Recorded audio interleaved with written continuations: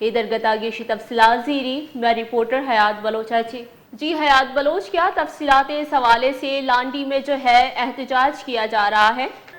جی دیکھیں، یہ لانڈی نمبر 5 میں پانی کی طویل بندش پر عوام سراپا احتجاج ہے۔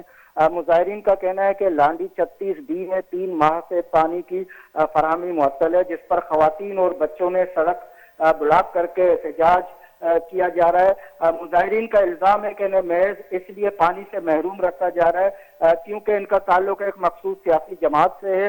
مقامی افراد کا کہنا ہے کہ اگر کسی کو سیاسی وابستگی کی بنیاد پر پانی جیسی بنیادی سہولت سے محروم کیا جا رہا ہے تو یہ نہ صرف آئینی حق کی خلاف ورزی ہے بلکہ انسانی حقوق کی کھلی پامالی بھی ہے۔ علاقہ مکینوں نے اعلیٰ حکام سے فوری نوٹس لینے کا جو ہے وہ کیا ہے، غیر جانبدارانہ تحقیقات کروانے اور پانی کی فوری فراہمی یقینی بنانے کا مطالبہ کیا ہے۔ جی حیات، یہ بتائے گا کہ یہ پانی کا مسئلہ صرف لانڈی کا نہیں پورے کراچی کا بن چکا ہے، اور اس حوالے سے انتظامیہ کیا کوئی اقدامات نہیں کر رہی؟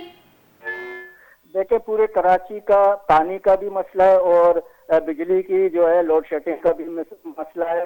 آئے دن جو ہے سڑک بلاک کرتے ہیں یا جو ہے لوڈ شیڈنگ کی وجہ سے یا پانی کی عدم فراہمی کی وجہ سے، تو یہ سلسلہ ڈیلی کی بنیاد پہ چلتا آ رہا ہے، لیکن اس پہ کوئی عملی اقدام نہیں کیا جا رہا ہے۔ بہت شکریہ حیات بلوچ تفصیلات سے آگاہ کرنے کے لیے۔